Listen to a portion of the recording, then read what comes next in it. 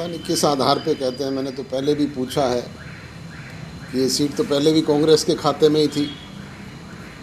कोई नई चीज़ ऐड उन्होंने की हो जिसके आधार पे ये कह सके। ये चीज़ तो एक विधायक वाली पार्टी के लोग भी कहते हैं कि गठबंधन बिखर जाएगा,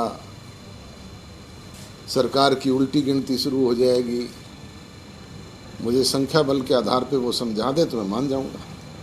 कारण क्या मान रहे हैं, क्या कारण रहेगा? कारण अनेक हो सकते हैं, ये विश्लेषण की ज़रूरत है। दोनों राजनीतिक दलों के लोग बैठ कर के विश्लेषण करेंगे, जो मंथन से चीज़ निकल के आएगी वो आपके समक्ष रखेंगे।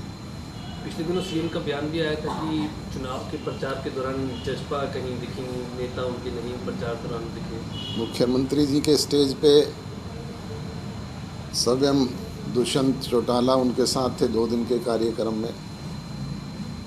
एक दिन का उनसे अलग से कार्यक्रम था, तो उस दिन दिग्विजय उनके साथ था पूरे दिन। आप लोगों ने दिखाया होगा सब जगह। मैं निरंतर वहाँ पे गया हूँ। हमारी पार्टी के सारे कार्यकर्ता वहाँ पे, जिनकी जहाँ गांव वाइज ड्यूटियाँ लगाई हुई थी, वो तैनात थे। जसपा चुनाव थोड़ा ही लड़ रही थी। जसपा का वोट बैंक कम हुआ, कहाँ हुआ, कैसे हुआ? जसपा नहीं चुनाव लड़ रही थी, भाजपा चुनाव लड़ रही थी। हम सहयोगी थे उनके, हम सहयोग कर रहे थे। मुख्यमंत्री जी ने भी जब कहा है, वो यही कहा है कि सबके वोट ट्रांसफ़र करवाना पॉसिबल नहीं होता।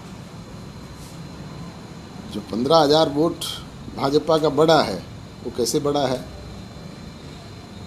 मैं यही कह रहा हूँ भाई, हार जीत एक अलग मैटर है।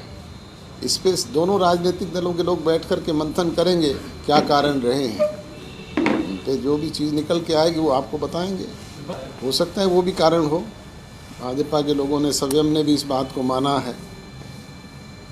जेपी दलाल जो उनके वहाँ पे इंचार्ज थे, उन्होंने भी कहा है कि एक कारण वो भी हो सकता है, हम किसानों को समझा पाने में पूरी तरह कामयाब नहीं हो पाए।